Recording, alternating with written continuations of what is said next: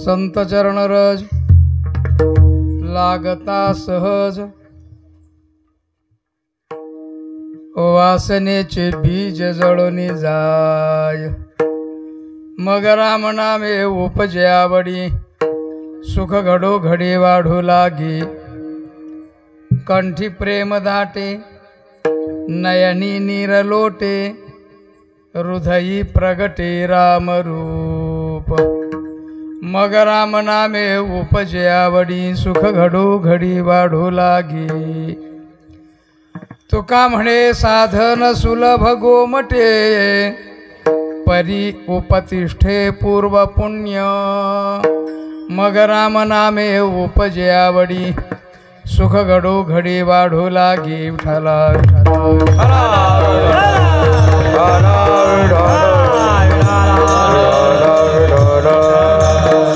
महायोगपीठे तटे भीमरथ्याम, वरम पुंडरीकाय दातुं मुनीन्द्रैः। समागत्य तिष्ठन्तमानन्दकन्दं, परब्रह्मलिङ्गं भजे पाण्डुरङ्गं। पांडुरंगा करू प्रथम नमः,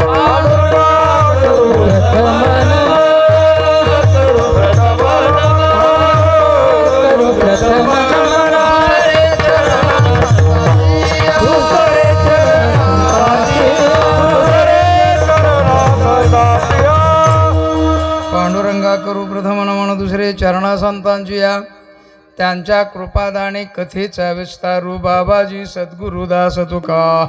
ओम नमो ज्ञानेश्वरा करुणा करा दयाळा, तुमचा अनुग्रह लाधलो पावन झालो चराचरी। काय माझी वाणी मानेल संतांशी, रंजवू चित्ताशी आपुलिया। संत चरण रज लागता सहज, वासनेचे बीज जळून जाय। मग राम नामे उपजे आवडी, सुख घडो घडी वाढू लागी। प्रस्तुत प्रकरणी सुरू असलेला अखंड हरिनाम सप्ताह श्री क्षेत्र धुनकवड गाव 1 नंबर, दुसरं 2 नंबर, 2 नंबर म्हणजे दुसरं असं त्याचं। त्याला आपल्याकडे खुर्द आणि बुद्रुक असं काहीतरी म्हणतात बऱ्याच वेळेला। या ठिकाणी धुनकेश्वर परमात्मा आणि त्या धुनकेश्वर परमात्म्याच्या कृपा आशीर्वादाने वार्षिक अखंड हरिनाम सप्ताह हरिभक्त पारायण आमचे त्र्यंबकराव यादव पाटील, आम्ही त्यांना सगळेजण प्रेमाने बाबा आणि अण्णा असं म्हणत असतो।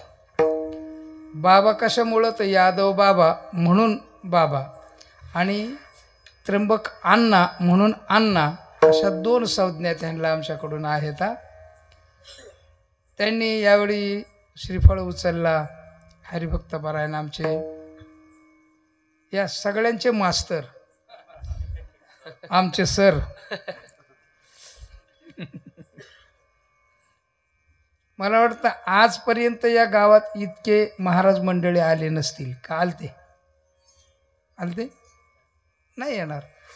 ही सगळी किमे आमच्या माऊलीची आहे। एकेकाचे नि मनोव्यापारे, हे विश्वची होय संहारे। अर्थात हे जे बोलणे ना दुर्योधनाचं आहे आणि दुर्योधनाच्या बाजूच्या लोकांचं आहे। तुम्ही दुर्योधनाच्या बाजूचे नाही आहेत। अतिशय सुंदर अशा प्रकारचा मेळ या गावामध्ये घातला। वादक बघितलं तर अगदी म्हणजे पांडवाच्या सैन्यातला भीमदादा म्हणजे गजाभाऊ आमचा।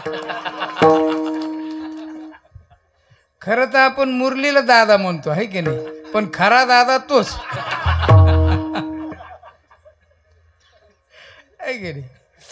स्पीकरवाले हे अतिशय उत्तम हसऱ्या चेहऱ्याने प्रतिसाद देत आहेत, ते जास्त महत्वाचं आहे। नाही तर ते म्हणित काय काय गावाला म्हणित असतात, अरे महाराज बोल तुझं तू काय ते बघू आपण, आम्हाला येतं ऐकायला। पण इथं छान सगळं आहे। हरिभक्तपरायण ज्ञानेश्वरराव त्र्यंबकराव, रामेश्वरराव त्र्यंबकराव आणि उत्तरेश्वर त्र्यंबकराव असे 3 पुत्र आणि आमच्या अण्णा आणि संपूर्ण ग्रामस्थ मंडळी अत्यंत छान सुंदर अशा प्रकारचा प्रतिसाद. श्रीमद भागवत कथा ज्यांचे आहे ते आमचे अत्यंत महाराष्ट्राचे लाडकी कथाकार, कीर्तनकार उखळीकर महाराज. त्यांनी तुम्हाला आता 2-3 दिवसात चांगलं कांडून कुटून घेतलं असेल, आहे का नाही? अतिशय उत्तम. त्यानंतर वादक गायक असा सगळा हा समूह आणि मी ज्यांच्याबरोबर आलो ते आमचे हरिभक्तपरायण विठ्ठल महाराज कावळे. ते उत्तम मोठे वादक आहेत बरं का. त्यांना विनंती केल्यावर ते म्हटले चला, म्हणून ते आले. भगवत सेवेकरता घेतलेला जो अभंग आहे तो अभंग श्री संत जगद्गुरु तुकोबारायचा 4 चरणाचा अभंग आहे. या अभंगावर तुम्ही कीर्तन सेवा कोणाची ऐकली असेल नसेल तो भाग निराळा.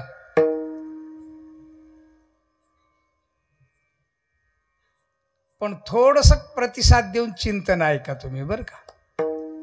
कारण तुमच्या गावाला चिंतनात्मक सेवा ऐकण्याची सवय आहे असं आमचे महाराष्ट्रात सुप्रसिद्ध लाडके कीर्तनकार चिंचकर महाराज यांनी मला सांगितलं. विठ्ठला विठ्ठला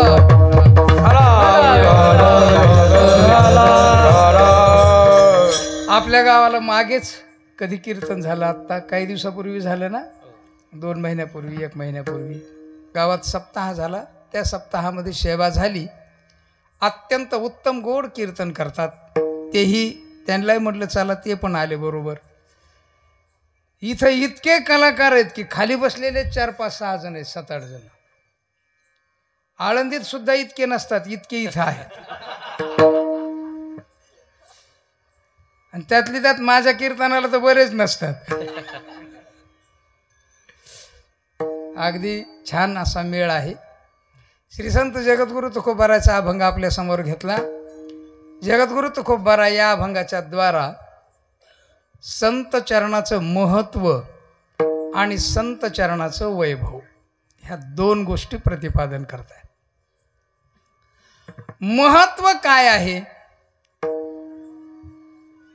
ज्या कृपा प्रसादानंतर मनुष्य जीवनामध्ये अधिष्ठान अवशिष्टता प्राप्त होते त्याला म्हणायचं महत्त्व. नीट वाक्य ऐका. ज्या कृपा प्रसादानंतर, ज्या संयोगानंतर मनुष्य जीवनामध्ये अधिष्ठान अवशिष्टता प्राप्त होत असते त्याला म्हणायचं महत्त्व. आणि त्याच आत्मस्थितीचा, त्याच ब्रह्मस्थितीचा जो उपभोग आहे, मात्र ज्याच्यामध्ये कुठल्याही प्रकारचा दुःखाचा संबंध नाही, असा जो केवळ आनंद आहे ना उपभोगाचा, त्याला म्हणायचं वैभव. आणि या दोन्ही गोष्टी जगद्गुरु तुकोबाराय चालता चालता संत चरणाच्या द्वारा कशा प्राप्त होतात याचं चिंतन सांगतायत. विठ्ठला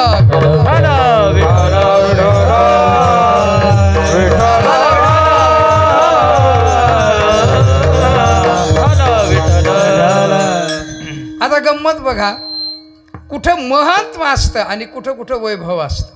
त्याचं जरा इको कमी करा थोडंसं. कुठं महत्त्व असतं आणि कुठं काय असतं, वैभव असतं.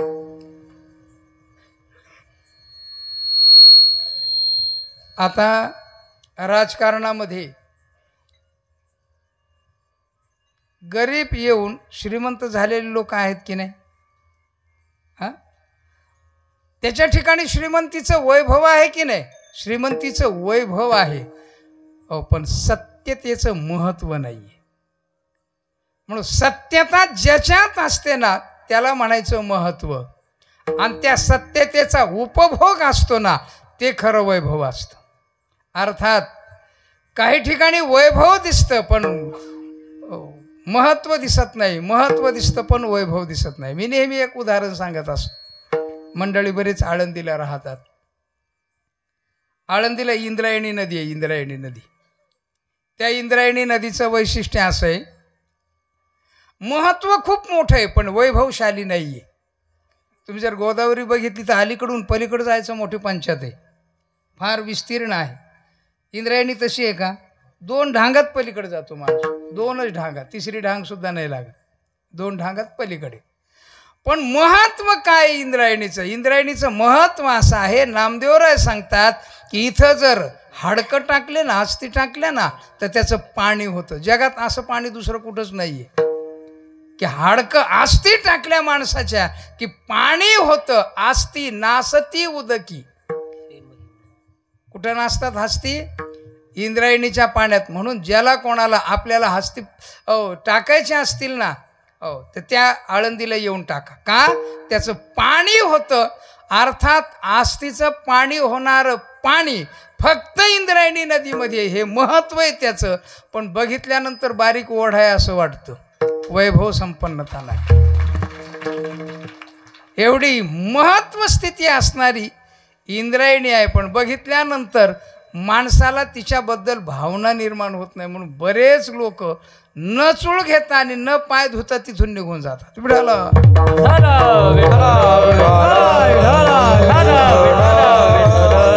काही ठिकाणी वैभव असतं, काही ठिकाणी काय असतं, वैभव खूप मोठं असतं. काही माणसं दिसायला लई भारी दिसतात बरं का, तब्येतीनं, चेहऱ्याने. आमचे एक वास्कर महाराज होऊन गेले, तात्यासाहेब महाराज वास्कर, सगळ्यांना माहिती आहे. त्यांना आबा म्हणायचे. प्रसिद्ध व्यक्तित्व, मोठं व्यक्तित्व, 6 फूट उंचीचे बरं का. फेटा असा बांधायचे, बघितल्यानंतर माणसाला आलं अत्यंत सुंदर असा फेटा असायचा. धोतर, कपडे वगैरे छान, मोठं वैभव त्यांचं.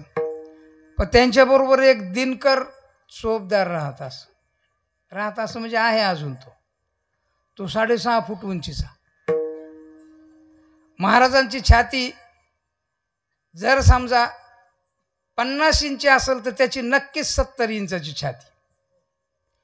पांढरे शुभ्र कपडे, फेटा महाराजांच्या पेक्षा भारी बांधायचा.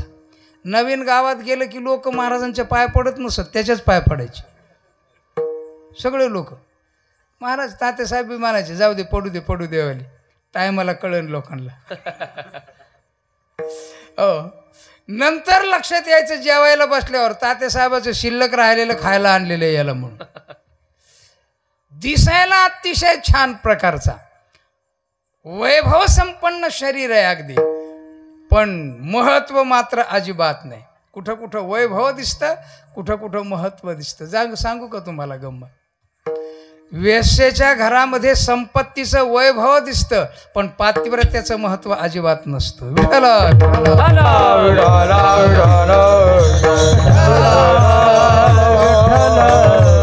मात्र संत चरणामध्ये महत्वही आहे आणि वैभवही आहे बरं का. या 2 गोष्टी फक्त समजून घ्यायच्यात आपल्याला. नीट ऐका फक्त थोडंसं. गंमत बघा, हर एक व्यक्तीला काही ना काहीतरी साध्य करायचं असते. कोणाला काय साध्य करायचंय, कोणाला काय साध्य करायचंय. पण सरते शेवटी गंमत बघा, हर एक मनुष्य जो परमार्थाला निघालेला आहे ना, तो निहित साध्य घेऊन निघालेला आहे. निहित साध्य, महत्वाचं साध्य घेऊन निघालेलं आहे. आणि त्या साध्याकरता निहित साधनाची गरज आहे. पण बऱ्याच वेळेला असं होतं, आपल्याला भ्रम निर्माण होतो की आपल्याकडे साधन आहे आणि आपण आता प्रवास करू आणि आपल्याला आता नक्की साध्य प्राप्त होईल. काय साध्य परमार्थाला निघालेल्या माणसाचं? परमार्थाला निघालेल्या माणसाचं साध्य आहे वासना निवृत्ती. कशाची निवृत्ती? कशा करता निघालोय आपण मंडळी? माझ्याकडे बघा, कशा करता निघालोय परमार्थाला? वासना टाकायची आहे का वासना ठेवायची आपल्याला? हो का नाही? टाकायची. परमार्थाला जो निघालाय त्या प्रत्येक व्यक्तीचं साध्य आहे वासना निवृत्ती बरं का. आणि त्याच्याकरता जे साधन लागतं ना, ते जर पर्याप्त आपल्याकडं नसेल ना, तर मग मात्र आपल्याच्यानी हो ती वासना निवृत्ती होणं शक्य होत नाहीये. विठ्ठल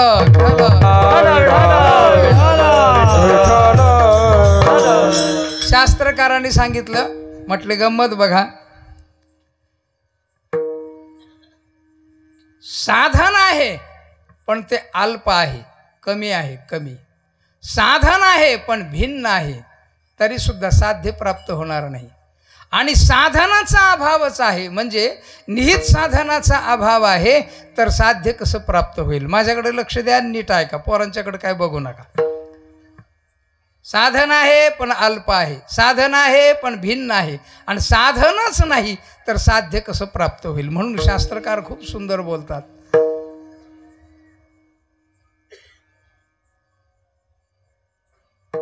साधनाभावत्वात् साध्य प्राप्तिर्न भवतः. साधन भिन्नत्वात् साध्य प्राप्तिर्न भवतः. साधन न्यूनत्वात् साध्य प्राप्तिर्न भवतः. 3 हेतू दिले त्यांनी बरं का. काय?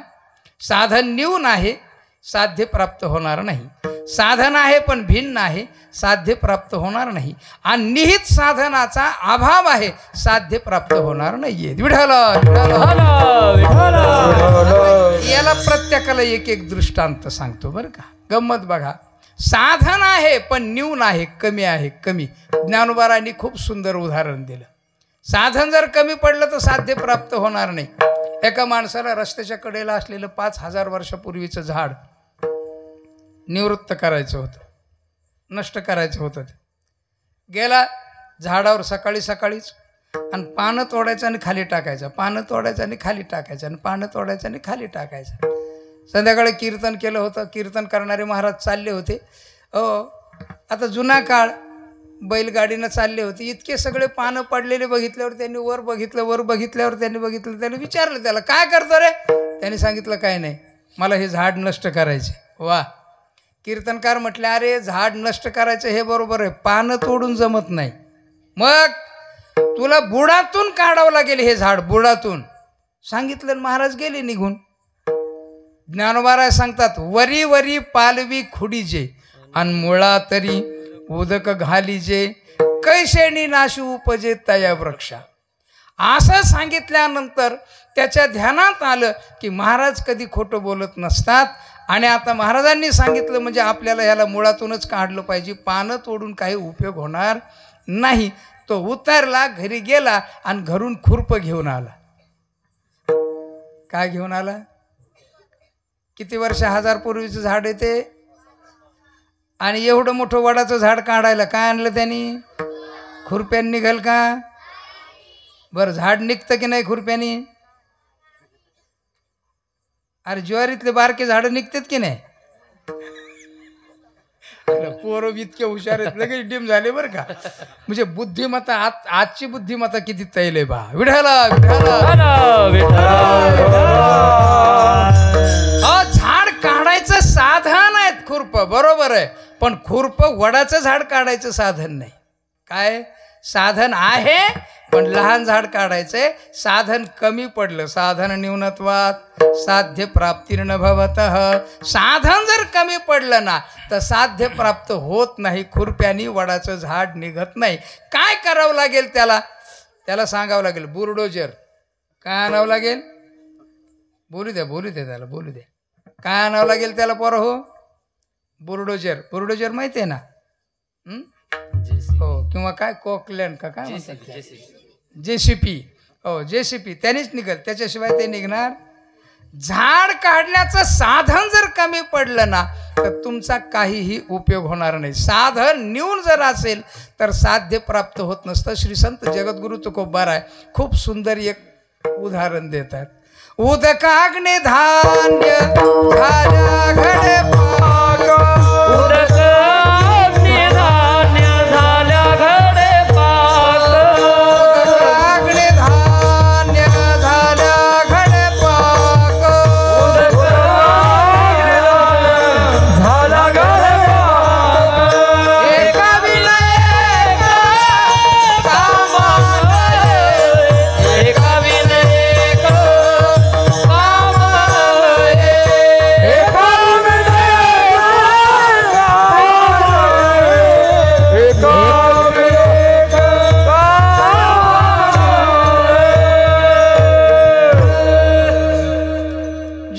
तयार करायचं, भूक लागली, काय काय पाहिजे कमीत कमी साधन सांगतात महाराज बरं का.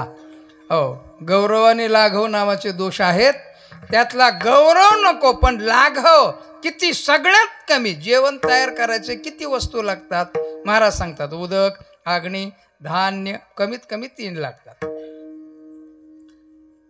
नर्मदा परिक्रमा करायला जातात, पीठ देतात, काड्याची पेटी असते, लाकडं भेटतात, नर्मदेत पाणी असतं, पळसाचं पान घ्यायचं, त्याच्यावर पीठ कालवायचं, गुंडा करायचा, लाकडं गोळा करायचे, काडी पेटवायची आणि खायचं. आणि करून केलं आलंय का कोणी नर्मदा परिक्रमा केलेली आपल्या माऊली? नाही केली वाटतं माऊली. सगळ्यात कमी साधन, एवढ्या साधनात जेवण होतं. जेवण म्हणजे हुंडा तयार करायचा, आपण त्या बट्ट्या भाजतो की नाही जशा, तसंच करायचं आणि खायचं आणि पुढे निघायचं. साधन जर यातलं तिघातलं एक नसेल, समजा अग्नी नाही, तुमच्याकडं अन्न आणि पाणी आहे, काय करताल तुम्ही? काहीच करू शकत नाही. तुमच्याकडं पाणी नाही, अग्नी आणि अन्न आहे, काय करणार? काही करता येणार नाही. अर्थात कमीत कमी 3 वस्तू, यातली जर एक वस्तू नसेल ना तर तुमचं जेवण होणार नाही. त्या जेवणात 2 प्रकार आहेत बरं का, एक सिद्ध भोजन आणि एक साधन म्हणजे साध्य भोजन. साध्य भोजन म्हणजे करून जेवायचं, त्याला स्वयंपाकी शब्दाचा प्रयोग केला जातो. हरिभक्त परायण रामभाऊ महाराज राऊत हे स्वयंपाकी आहेत. आपल्याकडे स्वयंपाकी म्हणजे करणारा माणूस लिहू शकतो, तसं नाही. स्वयंपाकी म्हणजे स्वतः करून स्वतः जेवणारा, त्याला काय म्हणायचं? स्वयंपाकी, आहे की नाही? हो, असे माणसं असतात, ते स्वतःचं स्वतः करून खातात. आणि नाही तर मग आपलं चाललंच आहे. आता माऊलीनी सग ठरवलंच आहे, कोणाकडे तरी कीर्तन झाल्यावर पंगत आहेचे. रोज कीर्तन झाल्यावर कोणाला तरी बेस्टपैकी अगदी सिद्ध भोजन म्हणायचे ते. आणि सिद्ध भोजन करताना काळजी नाही काय, किती मागं राहील की नाही, मागची शिल्लक काय काय घेणं देणं नाही, दणका लाभ रे बरकत रे अगदी. अर्थात साध्य भोजन जर करायचं असेल तर, साधन जर कमी पडलं तर भोजन तयार होणार नाही. म्हणून शास्त्रकार सांगतात, साधन न्यूनत्वात साध्य प्राप्तीर्न भवतु. अर्थात साधन भिन्न आहे साधन, पण भिन्न स्वरूपाचं साधन आहे. म्हणजे साध्य एक करायचं आणि साधन तुमच्याकडे दुसरं आहे. उदाहरण ज्ञानोबाराय खूप सुंदर सांगतात. ज्ञानोबारायांनी सांगितलं उदाहरण, म्हटलं एका माणसाला तहान लागली, उन्हाळ्याचे दिवस, प्रवास करू लागला, खांद्यावर मोठी पडशी आहे, डोंगराचा रस्ता आहे, थोडासा चढ आहे. जेवला दुपारी छानपैकी, दुसऱ्याच्या जेवायला लागल्यावर माणूस काही भीड पाहत नाही. जेवला मजबूत आणि निघाल्यानंतर चढ लागला, इतकी तहान लागली, आता मी मरतो की काय असं वाटायला लागलं. पाणी पाणी पाणी पाणी पाणी. हो, पण आता काही दिसेना त्याला. डोंगर चढून गेल्यावर मात्र त्याला एक डाव्या बाजूला घर दिसलं, मोठं सुंदर बंगला दिसला. आणि बंगला दिसल्याबरोबर बरं वाटलं. बंगल्याच्या दारात गेला आणि जोरजोराने म्हणायला लागला, हो पाणी द्या ना, मला पाणी द्या ना, हो खूप तहान लागलेली आहे, पाणी द्या ना, तहान लागलेली आहे, पाणी द्या ना. हो, तो मालक जीव श्रीमंत मनुष्य होता, इतका श्रीमंत होता, त्याच्या 5 बोटात अंगठ्या होत्या. ह्या 5 बोटात अंगठ्या होत्या, काही शिल्लक राहिले त्याने पायाच्या बोटात घातल्या. असा अत्यंत श्रीमंत जेवण करून फिरत होता. 1-1.5चा टाइम होता, तहान लागली म्हणून पाणी मागणारा दारात आला. ह्याने त्याच्याकडे ऐटीत बघितलं आणि बघितल्यानंतर त्याला विचारलं, काय तुला तहान लागली का? म्हटलं हो हो, पाणी द्यावं. अरे हलकट, तुला अक्कल आहे का? मी किती श्रीमंत आहे माहीत आहे का? माझा अपमान करतो का पाण्यासारखी हलकट वस्तू मागून? तुला तहान लागली ना, बैस इथं. हो, नौकराला सांगितलं, जा रे 2 लिटर गावरान तूप घेऊन ये, याला प्यायला दे. तूप पाजल्यावर मरल का जगल ते? बर, तूप साधन आहे की नाही शरीराचं? तुपानी चांगली होती की नाही कांती? तुपानी शरीर चांगलं होतं, सुंदर होतं. बर, पिता येतं की नाही? पिताही येतं, पण तहान जाते का? साधन आहे. ज्ञानोबारांनी दुसरा दृष्टांत दिला तिथंच. पाण्याहुनी कीर तुपी गुण, पाण्याहुनी थोर तुपी गुण आहे कीर. कीर शब्दाचा अर्थ आहे निश्चित, बरं का? हो, पण माणसाला जर ते तूप पाजलं ना तर तो मनुष्य जगणार नाही, मरल उलट कदाचित, आहे की नाही? आता हल्ली माणसं घरामध्ये असे मासे ठेवतात की नाही, काचेच्या ह्याच्यात पॅक बंद करतात. एकाने आणले रंगीबेरंगी 5, 50, 100 मासे. त्यामुळे लोकांसारखं हलकट असं पाण्यात नाही टाकायची ते. 25 लिटर तूप कडक उकळवलं,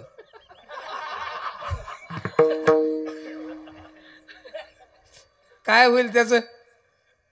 मच्छी फ्राय. अरे ते पाण्यातच जगत असतो मासा.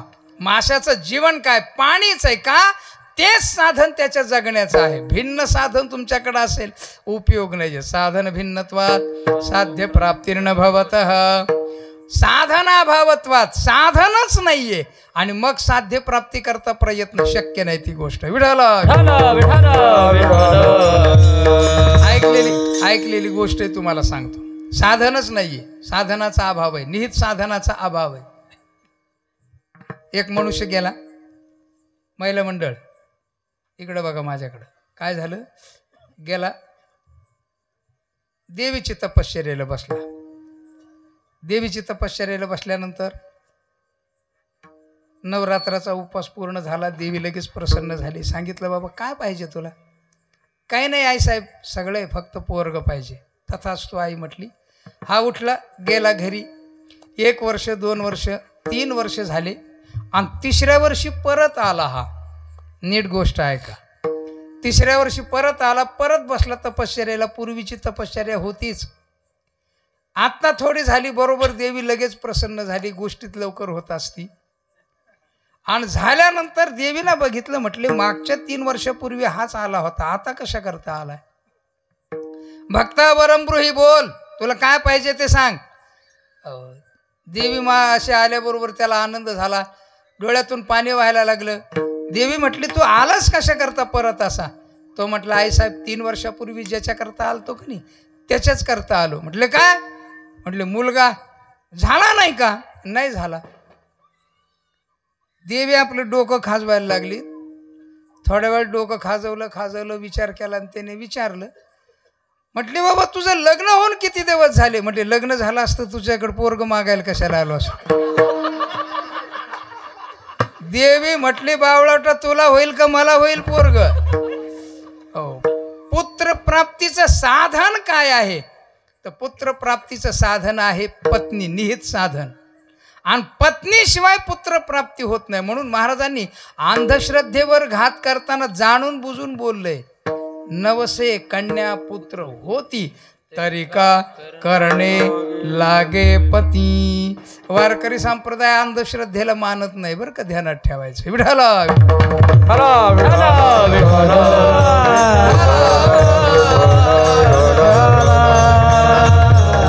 साधन आहे, न्यून आहे. साधन आहे, भिन्न आहे. निज साधनाचा अभाव आहे, साध्य प्राप्त होत नाही. शास्त्रकार सांगतात साध्य प्राप्त होतं, हो, पण साधन निहितत्वात साध्य प्राप्तिर्भवतः.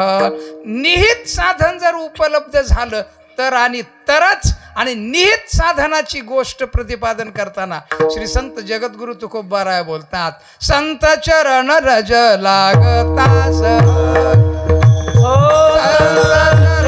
रज लागतास,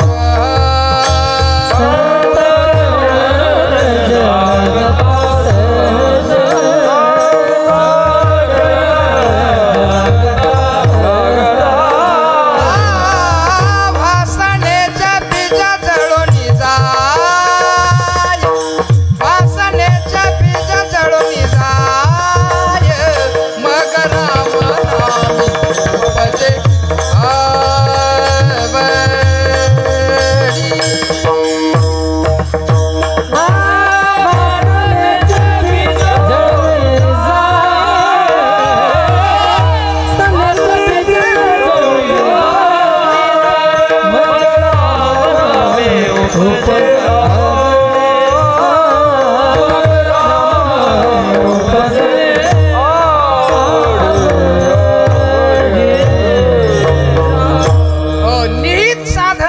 साध्य प्राप्त होत नाही. ही गोष्ट निश्चित करताना महाराजांनी चिंतन अतिशय सुंदर मांडलं. गंमत बघा, एक पुराणातली गोष्ट सांगतो तुम्हाला.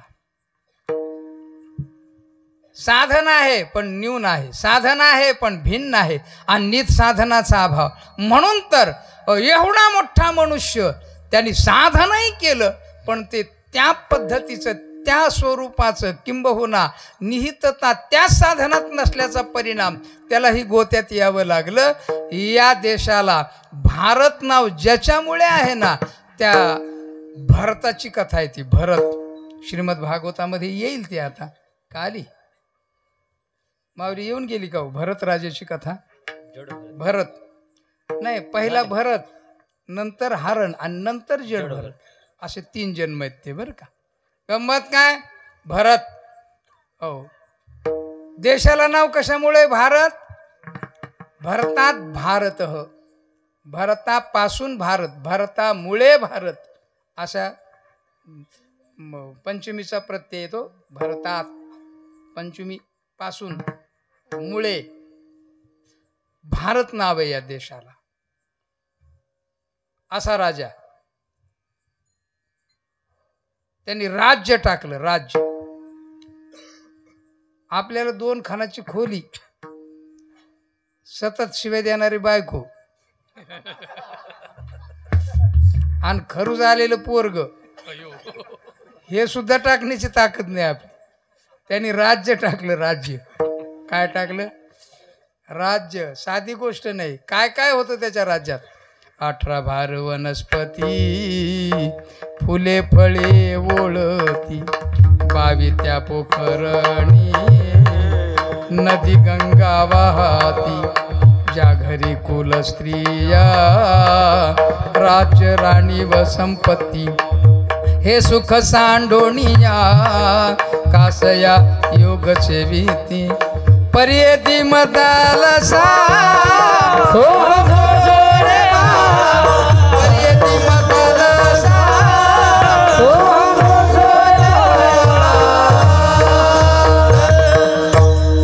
18 भार वनस्पती.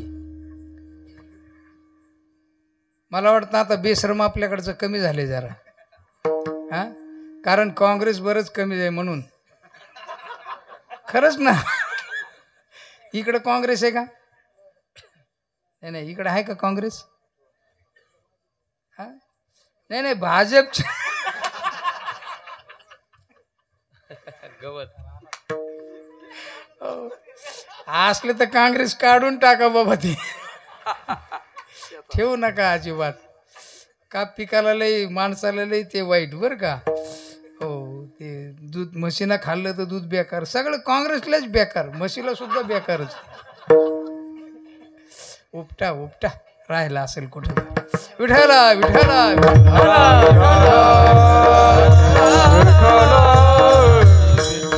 18 भार वनस्पती. बरं का? आपल्याकडे येड्या बाबळीच त्या काटा किती बेकार आहे की नाही? येड्या बाबळी काढून काढून बेजार झालेत लोक. कुठून घुसन सांगता येत नाही. तो भलता बेकार. आग होती त्यांनी काढला तरी सुद्धा काही नाहीच आहे ना. पण तिथं 18 भार वनस्पती. आपोआप माणसाचं आरोग्य चांगलं त्या हवेने राहायचं, अशा प्रकारची शक्ती त्याच्यामध्ये. 18 भार वनस्पती, फुले फळे ओळती, 22 त्या पोखरणी, नदी गंगा वाहती, ज्या घरी कुलस्त्रिया, राज्य राणी व संपत्ती. कुलस्त्रीचे 2 लक्षण मंडळी नीट ऐका. एक, जे आपल्या नवऱ्याची तक्रार बाहेर सांगत नाही आणि नवऱ्याला तोंडावर किंवा मागे शिव्या देत नाही, तिला म्हणायचं कुलस्त्री. 2च लक्षणं. बाकी 6 लक्षणं आहेत, अजून 8 लक्षणांनी युक्त आहे. आता ज्याचं त्यांनी बघून घ्या. आपली बायको महाराज मंडळीचं नाही म्हणित मी. हो, काय काय माणसं आहेत बरं का. आमचा एक मित्र आहे, तुम्हाला खरीच गोष्ट सांगतो. आमचा एक मित्र आहे, त्याची बायको रोज सकाळी 10 वाजता शिव्या देते त्याला.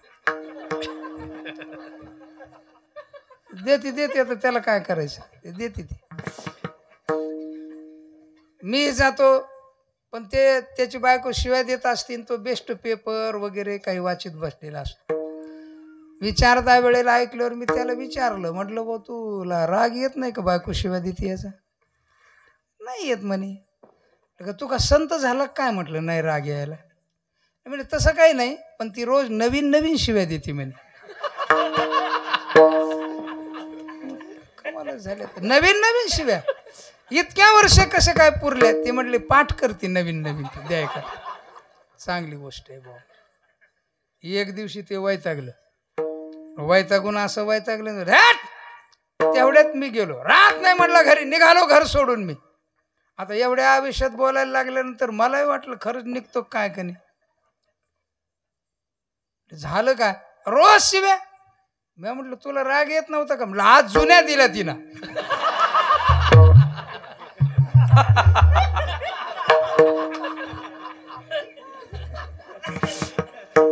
भलता वैतागला, राहत नाही म्हणलं आता घर सोडून नाही. तेवढ्यात ते पोरग आलं, त्याचं पोराला बोलवलं त्याने, इकडे बाळू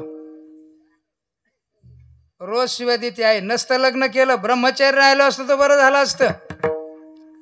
मी म्हटलं अरे बाबा आता म्हणून काय उपयोग आहे, सोडून ते विषय, झाला आता वाटोळ, आता काय नाही. नाही म्हटलं नसतं लग्न केलं. ते पोराला उपदेश करायला लागला, बाळू जाऊ दे, सोडून दे, मला नाही करता आलं, राहता आलं ब्रह्मचारी, तू तरी ब्रह्मचारी राह निधान. पोरग म्हटलं बाबा अजिबात काळजी करू नका, मी तर राहीनच ब्रह्मचारी, पण माझ्या पोरांना सुद्धा ब्रह्मचारी ठेव.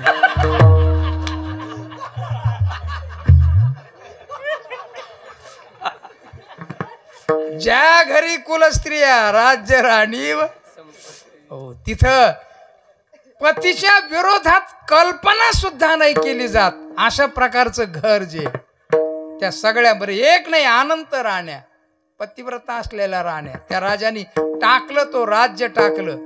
राजा भरतानी निघाला, जंगलात गेला. 6.5 फूट उंची, मानापर्यंत काळे भोर रुळलेले केस, कानापर्यंतच्या रुंद अशा मिशा, सूर्यासारखा तेजस्वी चेहरा, गोरा पान, धिप्पड छाती, पांढरे शुभ्र वस्त्र घातले. त्यागमय स्थिती अशी जीवनातली लगेच ओळखून येत होती. आणि बाहेर पडला, जंगलात जाऊन एक आश्रम बांधला, कुटिया बांधली. मी कशा करता सांगतोय कथा, नीट ध्यानात घ्या बरं का. छान कुटी बांधली आणि कुटीत राहायचा. आणि मग त्यांनी आपल्या मुक्ती करता, वासना निवृत्ती करता प्रयत्न सुरू केला. त्यांनी परमार्थ सुरू केला. नित्याने उठायचं, गंगेला स्नानाला जायचं, स्नान करायचं, गंगेतलं स्नान केल्यानंतर सूर्याला अर्घ्य द्यायचं, पाणी घेऊन यायचं, आपल्या कुटीवर अग्नी वगैरे हवन करायचं. वेदानी ज्या छंदाने प्रतिपादन केले त्या छंदात्मक भावाने संपूर्ण ग्रस्ताश्रम उचित संपूर्ण कर्म करायचे. दिवसभराचा नित्य नियम त्याचा. एक दिवशी उठला, स्नानाला निघाला, स्नानाला गेला, स्नान केलं, अर्घ्य देत होता. जवळ एक जिचे दिवस पूर्ण झाले होते असे हरिण, गरोदर हरिण पाणी पित होती. राजाने बघितलं, हरिण पाणी पितय, अर्घ्य देतोय राजा सूर्याला. तेवढ्यात गंमत अशी, एका वाघाने डरकाळी फोडली. आणि जशी डरकाळी फोडली तसं ते हरिण जीवाच्या आकांताने ताड दिशी उडी मारली. पाण्याच्या पलीकडं जाऊन आपण आपला जीव वाचवावा याकरता प्रयत्न करू लागली. त्या प्रयत्नात गर्भ जो पडला पाण्यामध्ये वाहत्या, हरिण पलीकडे जाऊन पडली, गतप्राण झाली. पाण्यात पडलेलं पाडस जिवंत वाहू लागलं. राजाने अर्घ्य देताना बघितलं, अर्घ्य द्यायचं बंद केलं, उचललं त्या पाडसाला. आई तर मेलीच आहे त्याच्या आता, पण आता आपण या पाडसाला वाचू. पाडसाला उचललं, वाळूवर आणून ठेवलं, परत स्नान केलं, अर्घ्य दिलं. आता पशुचं, शेळीचं बकरं वगैरे असतात की नाही, करडं, ताबडतोब चालायला सुरुवात करतात. आपल्याला चालायला 9-10 महिने लागतात, नाही तर ते सगळे 10-10 मिनिटात चालतात बिचारे. काय शक्ती आहे निसर्गाची निराळी पाहणं. ते लडखळत होतं, उठत होतं, चालत होतं, उठत होतं, चालत होतं. राजाची आंघोळ झाली. अर्घ्य देताना, राजाने अर्घ्य देताना त्याच्याकडं बघितलं आणि ते चालायला लागलं. गोंड सुंदर दिसलं, मन त्याच्याकडं गेलं. अर्घे दिलं, पाणी भरून घेतलं, खांद्यावर उपरणं टाकलं आणि राजाने निघाल्याबरोबर ते पायात असं यायला लागलं. राजाने बघितलं आपण याला वाचवलंय, वाघ डरकाळी फोडतोय, आई मेली आहे त्याची. वाघ जर दिसला तर 2 मिनिटात याचा नाश्ता करील, त्यापेक्षा याला आहे ना आपण आता वाचवलंच तर बरोबर घेऊन जाऊ. बरोबर घेतलं असं, हो, पाण्याचा तांब्या हातामध्ये आहे, त्याला एकीकडून घेतलं आणि गेला कुटीवर. कुटीवर गेल्यानंतर पाण्याचा तांब्या ठेवला आणि त्याच्या मनात आलं, अरे हे जन्मताच याची आई मेली आहे, याला दूध नाहीये. मग वनस्पतीचं ज्ञान होतं त्याला चांगल्या प्रकारचं. दुधाळ अशी वनस्पती तोडायची की ज्याच्यातून त्याला त्याच्या पद्धतीचं दूध प्राप्त होऊन शक्ती होईल आणि तेजस्वी होईल. ते अशा पद्धतीचे दुधाळ पानं तोडायचे. श्रीमद भागवतात अशीच कथा आहे. हो, आणि पानं खाऊ घालायचं. ते 4-2 दिवसात टुन टुन टुन उड्या मारायला लागले. राजा आंघोळीला निघाला की मागे पुढे मागे पुढे, पुढे जायचं मागे पुढे जायचं. हो, जरा बाजूला गेलं की याला वाटायचं कुठे आहे कुठे आहे कुठे आहे. हरण मोठं होत गेलं, हरण तरुण झालं, पण राजा म्हातारा होत गेला. मरणासन्न स्थिती निर्माण झाली. हरण जवळ पण तरुण झालेला हरण. राजा म्हातारा झाला, मरणासन्न स्थितीला झाला आणि हरण थोडं इकडं तिकडं जायचं, परत यायचं, जायचं परत यायचं. हो, याला वाटायचं कुठं गेले हरण. हा, देवाचं ध्यान याचं बंद झालं आणि हरणाचं ध्यान सुरू झालं. हरण हरण हरण हरण. आणि गंमत अशी आहे, म्हाताऱ्याला सोडून हे तरुण झालेले हरण कधी निघून जातात पताच लागत नाही. आहे की नाही? मोठी शोकांतिक आहे, मोठी शोकांतिक आहे. बरं, जवळ बी असले तर हे हारणं काही ध्यान देत नाहीत, आपल्याच पाडसाकडे ध्यान देतात जास्त.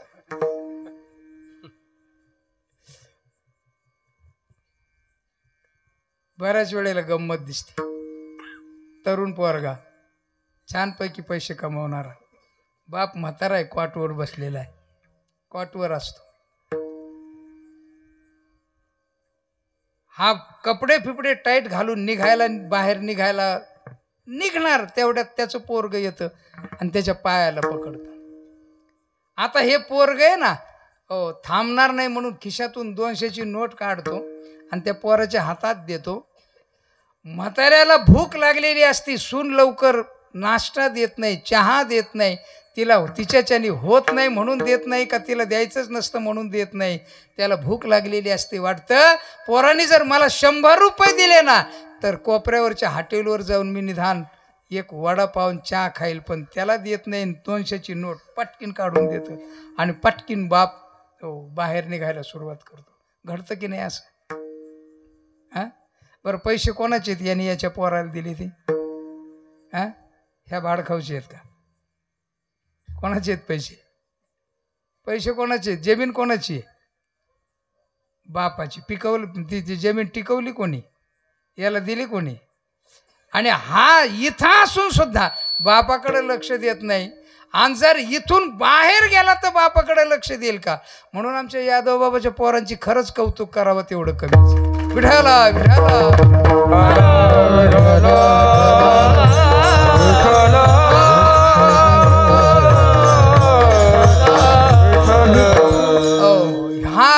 हरण हरण करायला लागला. तरुण झालेला हरण निघून गेलं जंगलामध्ये कुठे, आणि हरण हरण करता याचा प्राण गेला. घाला तो घातला वासने,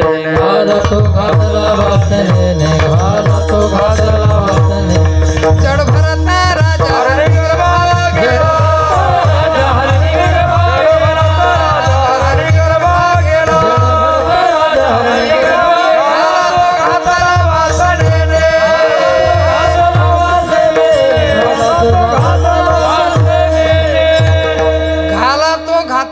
वासना निवृत्ती करता गेलेला राजा. नीट ऐका, पुढे कथा ऐकायची आपल्याला थोडीशी अजून.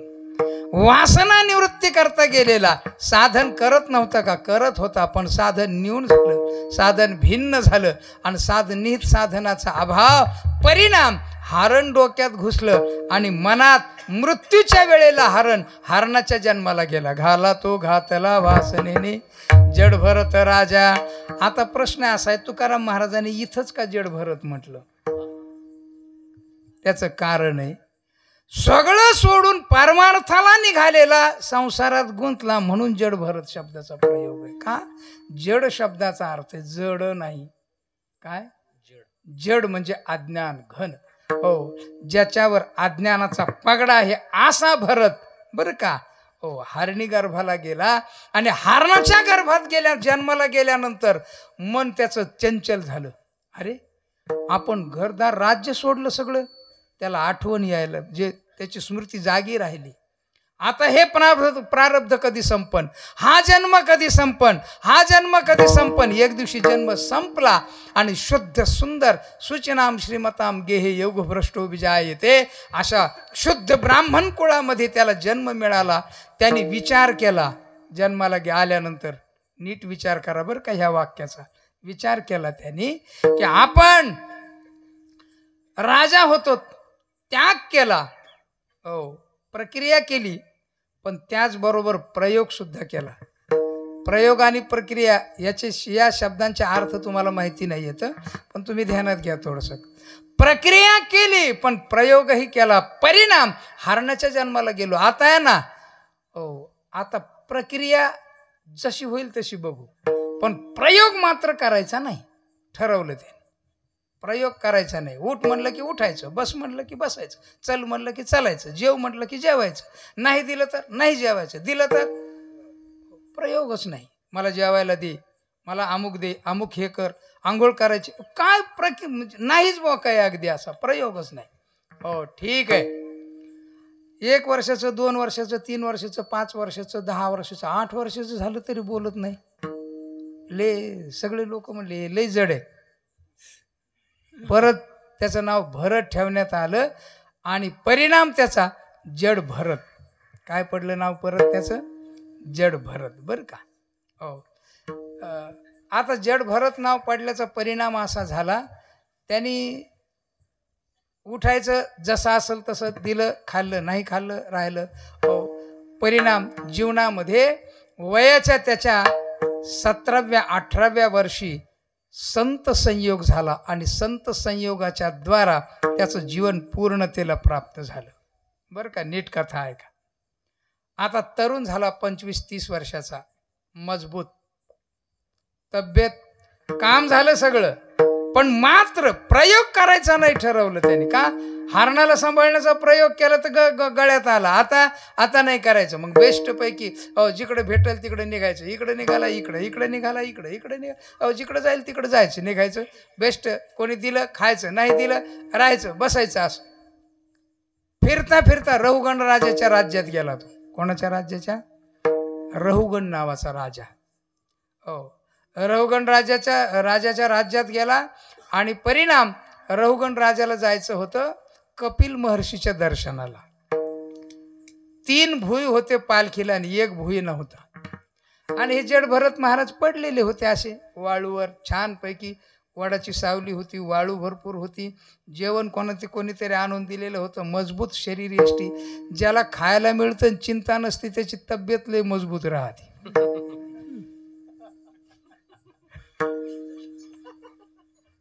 आहे की नाही? तुम्ही पहा, भरपूर चिंता आहे आणि खायला मिळतं, तब्येत वाढत नाही. का रे वाढला? काय करू म्हणे, तब्येतच सुधरत नाही. कशी? चिंता आहे डोक्यात तुझ्या खूप. बायको काय म्हणेल, बाप काय म्हणेल, आई काय म्हणेल, सगळे चिंता आहेत 1000. बऱ्याच वेळेला आमचे मित्र म्हणतो, नाही मला गेलं पाहिजे, नाही तर बायको शिवाय देईल. अरे एवढं काय त्याच्यात? चिंता डोक्यामध्ये सगळी ना. हो, परिणाम असा शरीर वाढत नाही. तर बेस्ट मजबूत अगदी पडलेला, लंगोट लावलेला आहे नुसता. आणि ते राजसेवक कोणतरी बघत होते, 4था भुई. ते दिसल्याबरोबर त्याला म्हणे, उठ, चल, लाव खांदा. आता प्रयोग करायचा नाही, लावला खांदा. खांदा लावला पण चालायला लागले. आता चालायला लागला. रौगण राजा आतमध्ये बसलेला आहे पालखीमध्ये, 3 भुई हे दुसरे, आणि हा गलेलठ्ठ मजबूत तब्येतीचा माणूस जड भरत महाराज चालायला लागले. चालता चालता गंमत काय व्हायची, मध्ये किडा मुंगी काय आली की ते अशी उडी मारायची. आता उडी मारायची तर ते राजाला त्रास व्हायचा, आहे की नाही. एसी गाडीत बसलेल्या माणसाला कसा त्रास होतो, आहे की नाही. हां हां, तसा त्रास त्याला राजाने बाहेर तोंड, हे का रे काशे का उडी मारता. ते बाकीचे 3 जण म्हटले, महाराज आम्ही नाही, हा जो तुम्ही ते चौथा आणलाय ना गलेलठ्ठ भारती, हो तो आहे ना, तो म्हटले पहा तो उड्या मारतो. बाहेर तोंड कडून राजाने सांगितलं, का रे उडी मारतो, तुला कळतं की नाही. हा काही नाही. थोड्या वेळाने परत एक किडा आला मध्ये, लगेच उडी मारली. हे कोण आहे रे मूर्ख, तुला अक्कल आहे का. एकदा दोनदा तीनदा चारदा मूर्ख म्हटल्यानंतर जड भरत महाराजाच्या मनात आलं, हा सात्विक माणूस आहे, राजा आहे, याला कपिल महर्षीच्या दर्शनाला जायचंय, याला खरा उपदेश देण्याकरता खरी वेळ आलेली, ह्याच्याबरोबर बोललं पाहिजे. हो थांबले. आता ताकदबाज माणूस थांबल्यावर हे संसारातले 3 पितरू काय ढकलू शकतात त्याला, ताकद नाही. त्या जागेवर राजा म्हटला, का थांबले रे. बाकीचे म्हटले, आमचं काहीच चालत नाही, तुमचा तो मजबूत माणूस थांबलाय म्हटले. असं बाहेर तोंड काढून विचार, का रे का थांबलास, मूर्ख आहेस का, अक्कल नाही का. काहीच बोलत नाही. त्या अगदी शांत उभा राहिले. अरे तुला ऐकायला येतं की नाही, चल ना. काहीच नाही. राजा म्हटला, खाली ठेवा बरं. खाली ठेवली ती, आणि खाली ठेवल्यानंतर राजा बाहेर आले. तुला कळतं की नाही रे, मूर्ख आहेस का. जड भरत महाराजांनी पहिल्यांदा बोलायला सुरुवात केली त्याच्याबरोबर. म्हटले, तू माझं ऐकण्याच्या योग्यतेस आहेस म्हणून बोलतो, तू मूर्ख कोणाला म्हणलास सांग बरं. म्हणे ते म्हणे, तुला मूर्ख म्हटलो. तुला म्हणजे माझा प्रश्न कळला का. म्हणे तू मूर्ख कोणाला म्हणलास सांग. तुला मूर्ख म्हणलो. अरे तसं नाही, देहाला म्हणलास का आत्म्याला म्हणलास मूर्ख. ते म्हणे तुला म्हटलो. नाही, देहाला म्हणलास का आत्म्याला म्हणलास. देहाला जर मूर्ख म्हणला असतील ना तर देह जड आहे, त्याला मूर्ख म्हणून काही फायदा नाही. चिखलाला मूर्ख म्हटलं तर काही फायदा आहे का. हा, चिखलाला काहीच नाही, का ते जडच आहे. आणि आत्म्याला मूर्ख म्हणला असतील ना तर आत्मा चेतन आहे, आत्मा कधीही मूर्ख नाहीये. म्हणून आत्म्याला मूर्ख म्हणता येत नाही आणि देहाला मूर्ख म्हणता येत नाही. बोल, मूर्ख कोणाला म्हणलास. असं म्हटल्यानंतर ते म्हणे, जाऊ द्या म्हणे, सोडून द्या महाराज, काहीतरी चूक झाली माझी, सोडून द्या, माफी मागतो मी तुमच्याकडं. नाही, तू माफी कोणाकडं मागितलीस, देहाकडं मागितली का आत्म्याकडं मागितलीस. तो म्हटला, आपण काही म्हटलं की हा देह आणि आत्मा, देह आणि आत्मा, भलताच भारी अवघडच काम आहे. हो, त्याने लगेच खाली वाकायला सुरुवात. नाही, तू पाया पडतो कोणाच्या, देहाच्या का आत्म्याच्या. एवढा अवघडच झाला. आता त्यांनी दंडवत घातला आणि मग जड भरत महाराज बोलायला लागले. राजा रहुगणा, तुला माहित आहे राजा भरताचं चरित्र, तोच राजा भरत मी आहे. माझा हा 3रा जन्म आहे. राज्य परित्याग केलेलं तुला माहित आहे माझं चरित्र, आणि सगळं चरित्र सांगतायत बरं का, सगळं चरित्र. हो, कसा आलो गंगेच्या काठावर, मी तपश्चर्या काय काय केली, कशी कशी केली, आणि माझं काम कसं झालं या जन्मात, आणि ते कशाने झालं ते तुला सांगतो. म्हणून राजा रहुगणाला जड भरत महाराज बोलायला सुरुवात करतात. हरणीच्या गर्भात गेलो, हरणीच्या गर्भातून पश्चाताप होऊन आता या जन्मात काम झालं ते कसं झालं ते सांगतो राजा रहुगणा. नीट ऐक. रहुगणे तत्तपसान याती न चैज्यनिर्वपणात् ग्रहद्वात् न छंदसा नैव जलाग्नि सूर्ये विना. विठला विठला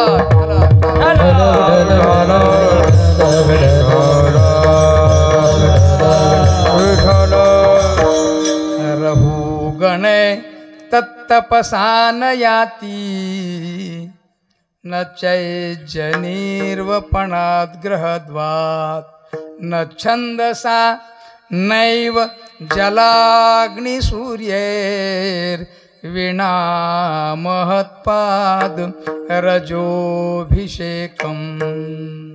हे राजा रहुगणा नीट ऐक. तत्तपसान याती, आत्मा तप केल्यामुळे प्राप्त होतो असं गृहीत धरू नकोस. आत्मा ग्रस्ताश्रम उचित कर्म केल्याने प्राप्त होतो असं गृहीत धरू नकोस. होत नाही.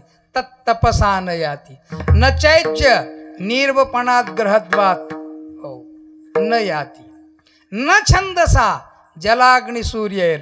मी सूर्य अर्घ्य देत होतो, अग्नी चिंतन करत होतो, अग्नीला रोज अशा प्रकारचं हवन करत होतो, मात्र आत्मा प्राप्त झाला नाही. अनंत दिवस तप केलं मी. पण तुला सांगतो, विना महत्पाद रजोभिषेकम.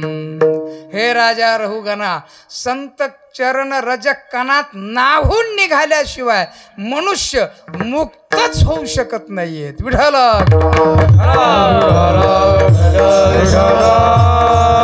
हीच गोष्ट महाराज सांगतात. संत चरण रज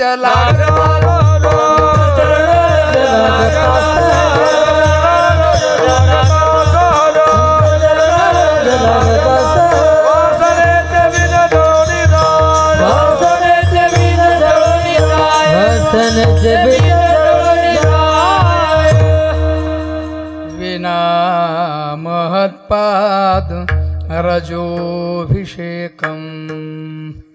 महत्पाद संत चरण रजक कणात नाहून निघाल्याशिवाय मनुष्य मुक्त होऊच शकत नाही. जगद्गुरु तुकोबाराय सांगतात, संत चरण रज लागता सहज वासनेचे बीज जळून जाय. निहित साधन काय आहे? संत चरण आहे. राजा रहुगणाला जडभरत महाराज सांगतात, जगद्गुरु तुकोबाराय आपल्याला सांगतात की त्यात संत चरण रजकणाचा सहज संबंध प्राप्त झाला ना, वासनेचे बीज जळून जाय. वासनेचं बीज जळून जातं बरं का. आता नीट ऐका, वासना आणि वासनेचं बीज. संत चरण रजकण. संत चरण रजकण म्हणजे संत प्रणित ज्ञान. वासनेचं बीज म्हणजे अज्ञान. ज्ञान आणि अज्ञान यांच्यामध्ये निवर्त्य निवर्तक भाव संबंध आहे. जसा प्रकाश आला की अंधकार जात असतो. काय? प्रकाश आला की अंधकार जातो. तसं ज्ञान आलं रे आलं की अज्ञान निघून जात असतं. तैसे ज्ञाने अज्ञान नेलिया वगैरे. विठ्ठल अर्थात संत चरण रज म्हणजे संत प्रणित ज्ञान सहज जरी सहज. कसं? नीट ऐका इकडं. सहज सहज शब्दाचा प्रयोग केलाय. संत चरण रज लागता सहज असा नाही अर्थ करायचा बरं का. संत चरण रज लागता सहज वासनेचे बीज असं नाही. मग संत चरण रज लागता सहज वासनेचे बीज. सहज जरी संत चरण रजकणाचा संबंध प्राप्त झाला ना, तरी सुद्धा सहज आपल्याला काहीही कळत नाही, माहिती नाही, जाणून बुजून नाही, तरी सुद्धा बरं का. जुन्या काळातली गोष्ट आहे, तुम्हाला गोष्ट सांगतोच मी. आता तुम्हाला पटण्यासारखी नाही, पण कल्पना करा. कल्पना गोष्टीमध्ये कल्पना करायची असते बरं का. हे की नाही गोष्ट आजी सांगते की नाही. एका गावात एक होता अमुक, एक होता राजा, त्याला होत्या 2 असं सांगतात की नाही. तशी कल्पना करायची. कल्पना का बरं का. काय झालं आपल्या या धुनकवड गावामध्ये. जुन्या काळातली गोष्ट आहे, लय वर्षापूर्वीची, म्हणजे साधारण 400 वर्षापूर्वीची गोष्ट आहे. किती वर्षापूर्वीची? 400 वर्षापूर्वीची बरं का. असं गृहीत धरा. अमेरिकेचा मनुष्य इथं आला. कुठला? त्यावेळेला लाईट होती तिकडं, इकडं नव्हती आपल्याकडं, म्हणून सांगतोय मी बरं का. कल्पना करा. तिकडला मनुष्य आला इथं. तो आला दिवाळीच्या वेळेला, दिवाळीच्या काळामध्ये. सगळ्यांनी आपापल्या घरावर काय पेटवल्या? पंथ्या आहे की नाही. पंथ्या टाकतात की नाही. आता बरेच लोक असं मोठा गौरी घेतात आणि त्याच्यावर राखेल टाकतात. आणि अरे दिवसाच राखेल आपल्याच घराला, आपणच येडे आहेत का काय. अरे पंथ्या लावायच्या छानपैकी सुंदर अशा. असं घरावर राखेल ओतू नाही आपण आपल्या हाताने, पण ते वततात बरेच लोक. बघितलं मी असे दिवे लावलेले. आता त्यांनी विचारलं, इथं त्याचे नातेवाईक होते, त्यातल्या त्या एक मेहुण्याचं नातं होतं, त्यांनी त्याच्या मेहुण्याच्या विचारलं. म्हटलं का हो दाजी, हे जे चमकतंय ते हे काय आहे? त्या मेहुण्याने बी आपली चष्टेवारी त्याला सांगितलं. म्हटलं तुम्हाला माहिती नाही का दाजी, हे सूर्याची पिल्लं आहेत. म्हटलं हे सूर्याचे पिल्लं आहेत. त्याला वाटलं एक आपल्याला नक्की नेहलं पाहिजे. पण जर आपण समजा मागितलं तर हलकटपणा ठरेल म्हणून काय करावं, आपण चोरून घ्यावा. चोरून काय करावं, ते सूर्याचं पिल्लू चोरून घ्यावं. मग त्यातली एक पंथी त्यांनी गुपचीप चोरली अगदी व्यवस्थित, आणि त्याचीच 25,000 कडब्याची गंज होती, तिथं नेऊन लपून ठेवली. आणि पटकीन कोणी ती बघू नये म्हणून बाजूला झाला. आता ती पेटलेली पंथी 25,000 कडब्याच्या खाली ठेवल्यावर याला जरी काही कळत नसलं तर ती पंथी काम सुरू करील की नाही. पंथीनं काम सुरू केलं. जे पेटलं महाराज, सगळे लोक पळा पळा पुढे पळा. हो, कोण कशाने पाणी टाकते, कोण कशाने, यांनी बिस्लेरीनी टाकलं. असं प्रयत्न विझवण्याचा. तेवढ्यात हा सुद्धा आला. हो, मग ती कोणी आग लावली. तेवढ्यात हा त्याच्या मेहुण्याला म्हणतो, भाऊजी, हो भाऊजी, हे सगळे सूर्याची पिल्ले आहेत, हे कोण आहे?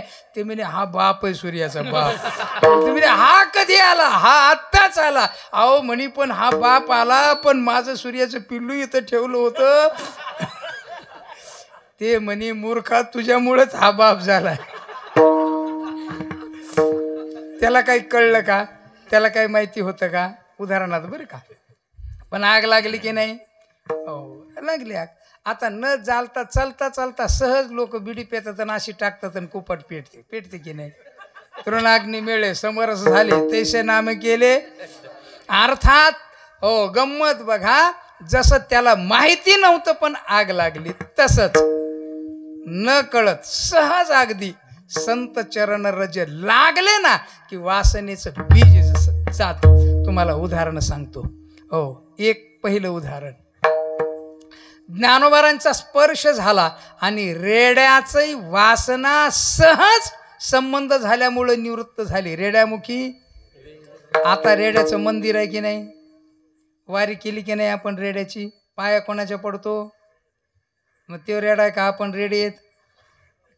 खरे रेडे कोण? वेडे पण आणि रेडे पण आपण, हे की नाही? हो, तरी घरामध्ये बऱ्याच महिला नवऱ्याला बैल म्हणतात, रेडे असून सुद्धा. अहो खरंय, खोटं नाही सांगत मी. काय घडलेली घटना आहे. मी BA करत होतो, माझ्याबरोबर एक पोरगी BA करत होती, आणि ती नंतर B.Ed करून ती प्राध्यापक झाली. आणि मी आपला कीर्तन करायचा असाच. एक दिवशी आम्ही चाललो कीर्तनाला, विठ्ठल होता माझ्याबरोबर. मी म्हटलं, विठ्ठल म्हटलं, अरे आपली एक शाळेतली मैत्रिणी इथे राहते, तिच्याकडे जाऊ जाता. गेलो आपलं, गेलो होता, बसलो, आपलं चहा वगैरे ती करायला लागली किचनमध्ये, फ्लॅटमध्ये. ते आम्ही बसलेलो. मी बोलता आपलं विचारलं, म्हटलं, अरे तुझा नवरा काय दिसत नाही कुठं? ते काय बैले म्हणे नुसता. आता मी काय म्हटलं, बैल? आता एवढी प्राध्यापिका. मी आपलं उगाच विचारलं तिला गमतीना, तू चांगली प्राध्यापिका आणि तू बैलाबरोबर कसं काय लग्न केलं? ती म्हटली, तू तर त्यांच्याही पुढचा दिसायला लागला.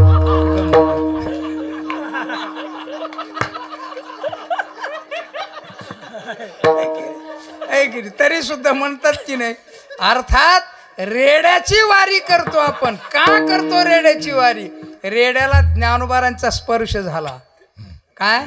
हो, त्याच्या, हो, कुठे स्पर्श केला त्याच्या, आहे की नाही? आणि ज्या वेळेला स्पर्श केला, आज्ञाचक्राला स्पर्श झाला आणि रेडा वेद बोलायला, आणि तोही सगळ्यात अवघड वेद. ज्ञानदेव म्हणे, बोले रे. ऋग्वेद उच्चारायला सगळ्यात अवघड आहे, आणि तो बोलायला सुरुवात केली, आहे की नाही? सहज. रेड्याला काही माहिती होतं का? रेड्याला काही कळत होतं का? बरं, जाऊ दे, रेड्याला काही कळत नव्हतं. रेड्याच्या मालकाला तरी कळत होतं का? मालकालाही काही कळत नव्हतं. मालकाला काही कळत नव्हतं, रेड्याला काही कळत नव्हतं. आणि ज्यांनी तो रेडानी मालक समोर बोलवला ना, त्या सुद्धा कळत होतं का? जर ज्ञानोबारा कळले असते ती एवढी परीक्षा घेतली असती का? नसती घेतली. आणि एवढा संघर्ष करून ज्ञानोबाराने आपल्याकरता ज्ञानेश्वरी लिहिली, आणि ती जर आपण वाचत नसू तर त्यांच्यापेक्षा आपण फार पुढचे आहेत की नाही? काय? म्हणून ज्ञानेश्वरी वाचा. रोज 5 तरी ओव्या वाचल्या पाहिजेत. 5 तरी ओव्या. किती? 5 तरी ओव्या. 5, फार नका वाचू. 5 वाचा, आणि त्या 5चा अर्थ वाचा. सार्थ ज्ञानेश्वरी येतं आता सध्या खूप. ओबी वाचायची, ज्ञानेश्वरीचा अर्थ वाचायचा एका बाजूला. ज्ञान होय अज्ञानाशी, ज्ञान होय मुढा, अतिमूर्ख त्या दगडा, ज्ञानेश्वरी वाचील जो कोणी. हे ताकद आहे का? अरे रेडा वेद बोलतो, ही ताकद ज्यांच्या सहज स्पर्शामध्ये आहे. जाऊ द्या, पुढे निघाले रेड्याचा मालक. हो, नेवाशाला गेले. नेवाशाला 2.5 वर्ष थांबले ज्ञानोबाराय. किती वर्ष? 2.5 वर्ष. आणि 2.5 वर्षामध्ये ज्ञानोबारांनी ज्ञानेश्वरी लिहिली आणि अमृतानुभव लिहिला. बरं का? कुठे लिहिला? नेवाशामध्ये. नेवासा. आणि ज्या खांबाला टेकून बसले, सहज लिहायचं होतं, सांगायचं होतं, आणि सहज खांबाला टेकून बसले, त्या खांबाचं मंदिर झालं. काय झालं? आणि दर्शन कशाचं घेतो आपण आता? वासनेचे बीज संत चरण रज लागता सहज. असे किती उदाहरणं सांगता येतील ज्ञानोबारांची, जगद्गुरु तुकोबारांचे, हो चोखोबा महाराजांचे, गोरोबा काक, 1000 उदाहरणं आहेत. सहज संत चरणाचा स्पर्श झाला म्हणजे संत प्रणित ज्ञानाचा संबंध झाला. आणि परिणाम असा झाला की वासनेचं बीज आहे ना, ज्ञान अज्ञान, ते निवृत्त झालं. आणि मग मात्र त्याच्या जीवनात असा प्रकाश पडला, म्हणजे ते वैभव जीवनात निर्माण झालं. अज्ञान निवृत्त झालं, ज्ञान प्राप्त झालं. आणि त्याच्यानंतर महाराज म्हणतात, मग राम नामे उपदे आवडे. मग राम नामे उपदे आवडे.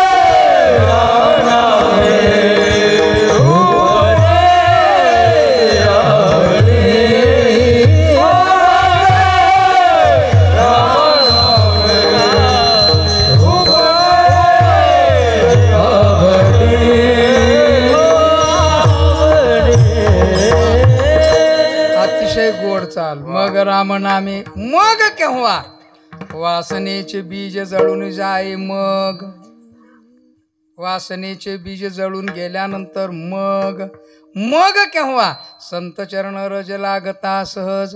मग म्हणजे ज्ञान निवृत्तीनंतर, अज्ञान नाशानंतर, संत प्रणित ज्ञानाच्या द्वारा मुक्त झाल्यानंतर मग राम नामे उपजे आवडी. याचा इको कमी करा. सुख घडो घडी वाढू लागे. हो, रामनामामध्ये आवड उत्पन्न होते आणि मग सुख वाढतं. काय होतं?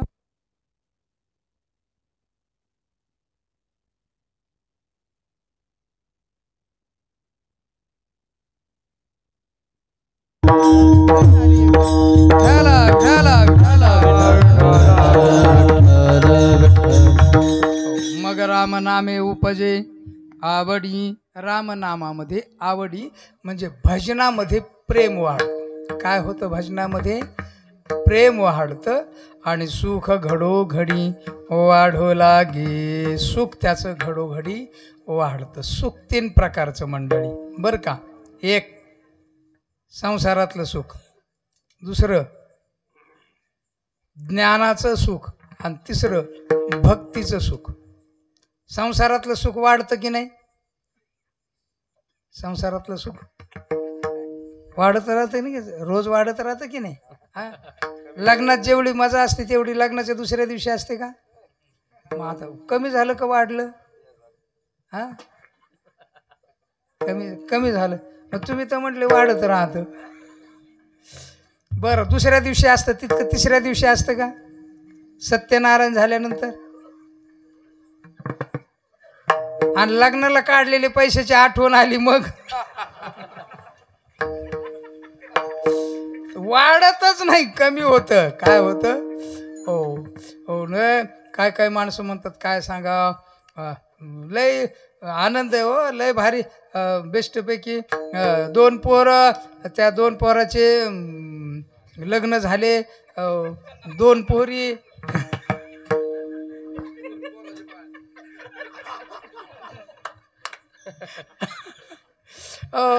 त्यांचे लग्न झाले, एका पोरीचं आता एकीच राहिले आणि काय लयच आनंद आहे. आनंद आहे होय? आनंद आहे का बेजारी आहे? अहो इजारी सुद्धा नाही राहिले तर इतके बेजारी आहे. आता आपल्याला ते पचनी पडले, तो भाग निराळा आहे. पचनी पडले खूप. आमच्या एका मित्राच्या धाकट्या पोरीचं लग्न झालं होतं, थोरल्या पोरीचं लग्न राहिलंच चुकून. चुकून म्हणजे पसंती नाही, आमकं तमकं म्हणून. थोरल्या पोरीचं लग्न जमलं. मला त्याने फोन केला की तू लग्नाला ये. म्हटलं येतो लग्नाला, काहीच हरकत नाही. हो आहे मी टाईम. पण नंतर ऐन वेळेला कीर्तनाला गेलो. लग्नाला काही गेलो नाही. पण नंतर 7-8 दिवसांनी माझी त्याची भेट झाली. भेट झाल्यावर मी विचारलं, म्हटलं लग्न कसं काय? एकदम बेस्ट. तू आला नाही काय, याला का अर्थ आहे का काय? तुला माणुसकीच नाही. म्हटलं ठीक आहे, पण लग्न कसं काय झालं? एकदम बेस्ट. म्हटलं काही भांडणं तणणं काही नाही, अजिबात नाही. फक्त धाकट्या जावयाने मला एकदा बूट काढला होता, नाही तर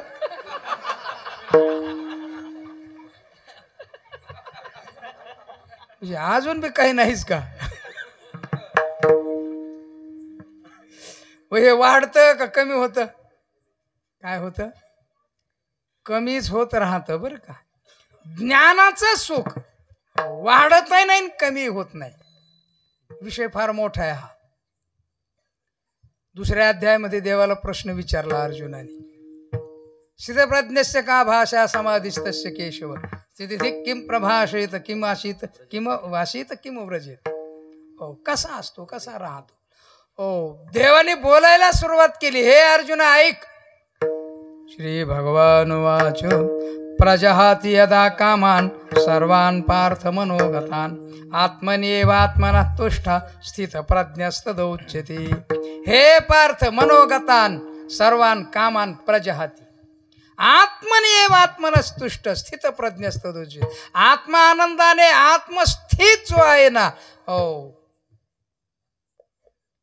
स्वमहिमने प्रतिष्ठे असा जो आहे ना, त्याला म्हणायचा आत्मा आनंद. तो वाढतही नाही आणि कमी होत नाही. कमी होणं हा विकार नाही त्याच्यात, आणि वाढणंही हा विकार नाही. समुद्र जसा आहे ना, आपूर्यमानम मचल प्रतिष्ठम समुद्र माप प्रविशंती यद्वत तद्वत. हो, असा त्याचा आत्मा आनंद आहे. तो वाढतही नाही, कमी होत नाही बरं का. आणि याच्यानंतर म्हणजे आत्मज्ञानानंतर संत संस्काराच्या संबंधाने ज्या वेळेला भक्तीमध्ये प्रीती वाढेल ना, त्यावेळेला त्या भक्तीचं प्रेम वाढत राहतं आणि भक्तीचा भोग आणि भक्तीचा आनंद वाढत राहतो. त्याला सुख म्हणतात. वाढतं ते सुख घडोघडी भक्तीचं असतं. खादलेची खावे वाटे, अर्थात रोज वाढत राहतं. प्रतिक्षणम, क्षणाला वाढणं ज्याचा स्वभाव आहे ना, त्याला म्हणायचं भक्तीचं सुख. आणि ते भक्तीचं सुख वाढतं म्हणून महाराज म्हणतात सुख घडोघडी वाढू लागे.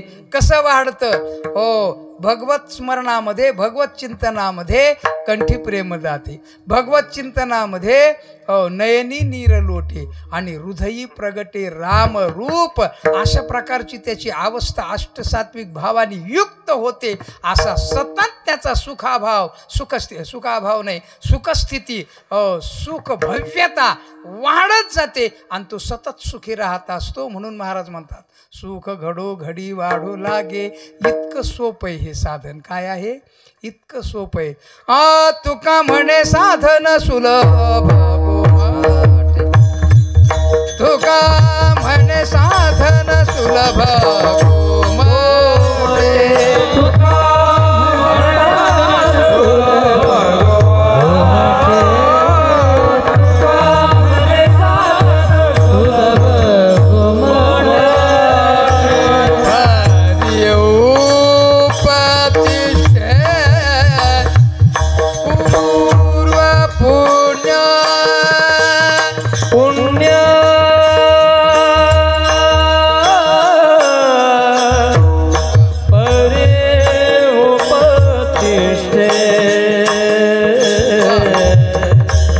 आ